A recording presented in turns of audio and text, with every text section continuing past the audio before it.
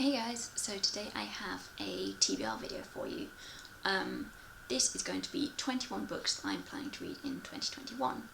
I can't remember who I saw that was doing this, but I think I saw it on Instagram, and I thought that sounded like something that I could get involved in. My baby is down here playing with some bells, so I'm going to have to cut bits, or you can just hear her jingling in the background. For one thing, I thought that 21 books sounded like a manageable amount to actually read in a year, and it also gives me some space to read things that aren't on the list, because I should almost certainly read more than that in a year. So I'm going to rattle through them. I'm going to have to film this in bits because some of the bookshelves are upstairs in my husband's office and he's busy up there at the moment, so I can't get them just now. And then also I know I will have to stop to play with the baby at some point as well, but here we go. First book on my list is Reign of the Fallen by Sarah Glenn Marsh. This came out in January 2018, published by Razorbill. I think this might actually be a US edition, this proof. It says they are an imprint of Penguin Random House, but yeah, I'm not sure then who publishes them in the UK. This is about vampires in some way or another. I don't really know. I picked it up at an event where there was a bunch of free books kicking around, and I thought it sounded cool. Oh, there's necromancers in it. Anyway, that one sounds like fun. I should have said that I have made this list from books that I already own.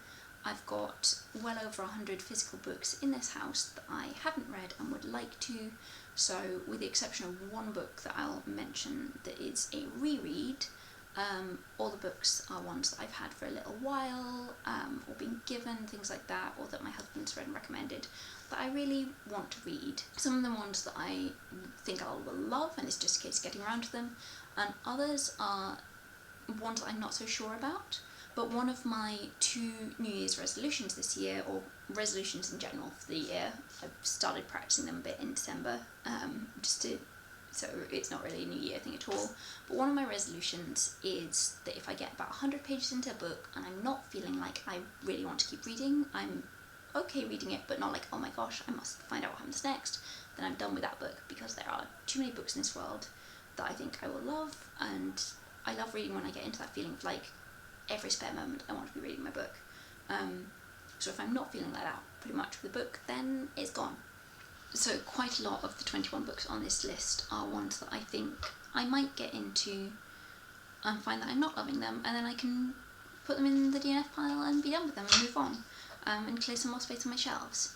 Second on my list is Emperor of Thorns by Mark Lawrence. This is another one that I should enjoy. It is book 3 in a trilogy. I've read the first 2. This is fairly traditional fantasy. It's like the swords and fighting. I think it's like a far future book in a way. Like, I think it is our world, but flown to the future. Magic is kind of thing, I think, but I can't quite remember. There's hints of technology, but in the way that people have forgotten what technology is, and they stumble on these bits and pieces that they don't really know how they work. Mark Lawrence is quite a well-known fantasy writer now.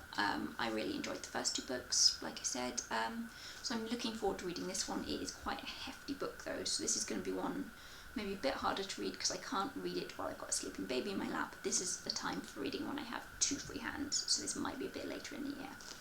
Next up is Narrow Dog to Carcassone by Terry Darlington. This is non-fiction. It is about a couple, I think they're retired. Yeah, when they retire, Terry and Monica Darlington decide to sail their canal narrowboat across the channel and down to the Mediterranean together with their wicked Jim.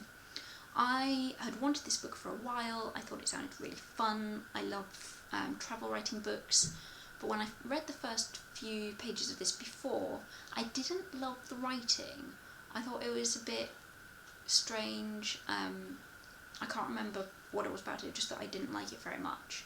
But I really wanted to like the book, so it stuck around, and now I'm going to give it another try. And I think this is going to be one of the ones where if I get even as far as 100 pages, it might be less than that. If I get into it and I'm not loving it, not loving the writing, then it will go quite quick. And if I like it, then it should be fairly easy reading. Number 4 is The Graveyard Book by Neil Gaiman. I bought this book at an event when the book was first published. I think it was at the Edinburgh Book Festival. I saw Neil talk, I got it signed, and I haven't read it. So this is up there. I think this is young adult maybe, or maybe middle grade this would be called. It's got some lovely illustrations by Chris Riddell in it. So I am looking forward to it, and I think that will be quite a fast read. Then we have The Garden of Lost and Found by Harriet Evans. This is set in 1918 in England, looking at the back. I don't really know anything about this at all, but my mother-in-law read it and enjoyed it. She then gave us the book when she came up to visit, and I think it sounds interesting enough to give it a go. And then this is my reread on the list. This is Sophia's Secret by Susanna Kearsley. I read this book years ago. I had a copy, I put it out, and then it was somewhere secondhand, and I thought I enjoyed that, I will pick it up. This is about a best-selling author who, to write her newest book, goes to stay on somewhere north on the east coast of Scotland. I grew up on the west coast of Scotland, and obviously if you watched Town before, you know that I am trying to write some. So I thought it would be fun to read it as a little bit of motivation to keep me writing. I find that is quite helpful for me to read stories about people who are writers, or even like non-fiction, like people's writing blogs, people's writing vlogs. I find inspiring to make me go and get on and do my own work. So actually this might be one that I pick up in the first half of this year while I'm working on my writing projects. There's a bit of a time slip element to it. The woman starts having dreams about someone who lived in the same kind of place in the 1700s. It's light, easy reading. I enjoyed one of Susanna Kearsley's other books, not Autumn 2020, Autumn 2019. I read one and enjoyed it, and it made me think that I should pick up this one soon, and I am getting to it now. Okay, so as predicted, I am back on a different day to record the rest of this, and actually my camera battery is now really low, so I don't know if it might cut off in the middle as well. We'll see how we go. So the next book on my list is Moon Over Soho by Ben Aaronovitch. I read Rivers of London a long time ago now, and I have started this one at least twice and then got distracted by other things. I think partly it was because I didn't remember enough of one of the characters who was being referenced a lot in the first couple of chapters. I couldn't really remember them or what the relationship between them and the main character was, so we'll see how I get on this time. I've also heard mixed things about it because I enjoyed the first book. It's a lot of things that I like. It's like magic happening in a kind of real world setting, particularly in the UK. It's set in London, and I love that kind of book, but I have heard criticisms of the series, so I'll give it a try. I'll see how I get on. There are a lot of books in the series now, so either great, I'll love it and I've got lots to go on to, or save me from dealing with lots of other ones. Then I have Treachery by S.J. Paris. This is a special edition that was done for World Book Night in 2016, so that's how long I've had this book. I don't really know anything about it. It's historical fiction, it's set in 1585, and I think this is the time to either read it or get it off the shelves. Next is Arrowood by Mick Finlay. As it says on the front, the year is 1895. London society takes their problems to Sherlock Holmes. Everyone else goes to Arrowood. So this is for the people who they can't get police help and they don't have the money to go to a famous detective like Sherlock Holmes. So instead they go to this man Arrowood, who is another investigator. I've read the first couple of chapters of this and I was enjoying it. I just got distracted by other things. So I will see how I get on with this one. I think it should be fun once I get into it. And as I've said, like, I'm doing this 100-page rule this year, where if I am not loving a book when I get to about 100 pages, I'm not sitting down thinking when it's my next reading time, so I can find out what happens next, then I am skipping on to the next thing. So we'll see how I get on with that. Then a book that I think I am going to enjoy, and that is The House of Binding Thorns, by Aliette de Boddard. This is the second book in a series. The first one is The House of Shattered Wings. I liked that, but it wasn't quite what I was expecting to be. It was a bit more thoughtful. It also deals with myths and legends from non-European cultures. I don't want to try and say now what they were from because I would be misremembering and I don't want to say the wrong thing. But I did find it really interesting to hear about mythologies that I wasn't familiar with. But it was some of the pacing in the first book I kind of struggled with, so I'm going to see what I think of this. Okay, we're doing another outfit for the same video. I think this is just going to be the new normal for videos now I've got the baby. And someone decided she wanted snuggles, so here she is. The next book on my list of 21 to read this year is The White City by Simon Morden. This is book 2. The first one was Down Station. Down Station is a former station in London, and in the first book, in some great calamity that happens, very mixed group of people get taken through to a portal world through Down Station. I found it quite hard going in places, that first one, to get through it, but it was interesting enough that I haven't totally given up on this one yet. And both the first one and this one were sent to me as review copies from the publisher Gallant, so I do want to try and give it a go and then get a review written, even if it's just to briefly say that I didn't actually get through it. We'll see how that goes. The next book is 3 Martini Lunch by Suzanne Rendell. Now, this one is published by a company that I used to work for. It was published before I started working there, but it was recommended a lot. It's about, it's set in the 1950s in New York and is about the publishing world then, so I'm kind of intrigued by it, even though it's probably quite different from publishing now. So I'm gonna give it a go, but this one is quite a chunk. It's over 500 pages. It's been sat on my shelf since I stopped working at that company, which is about 2.5 years ago now. So it feels like time to either get on and read it or rehome it. Then we have Your Brother's Blood by David Towsey. My husband has read this and enjoyed it and he recommended it. This is published by Joe Fletcher Books. It's about a world where there's like undead living. They're not zombies, it sounds like they're like normal people to some extent, but there is a lot of racism against these people, I think. So we shall see how I go on with that. You just try and taste every single book, little one. Every single one that I pick up. You must stick to one for a minute. Then we have Girls on Fire by Robin Wasserman. I have read a young adult novel by someone called Robin Wasserman, and I don't know if it's the same author or not. Apparently this one is aimed at adults, even though I think it's about characters who are in high school. I'm pretty sure it's about characters who are inside high school or who met in high school, at least it's partly set there, something like that. I don't really know anything about it beyond that, except that when I picked it up I thought it sounded interesting, so again, read it or put it out. We'll see how I get on. Then I have The Muse by Jessie Burton.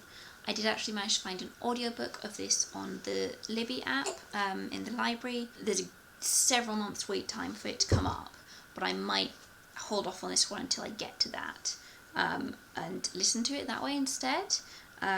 Just because I do have more time for listening to, I have some time when the baby is napping, when I can listen to things quite easily, or when I'm pottering around doing chores. It's easier than making time to read, so I might save this for then. This is by the author of The Miniaturist. It's not that I didn't like The Miniaturist. I thought it was good writing, it just wasn't my kind of book. And I was teetering on giving up on it, and then something happened that was like my final straw kind of thing.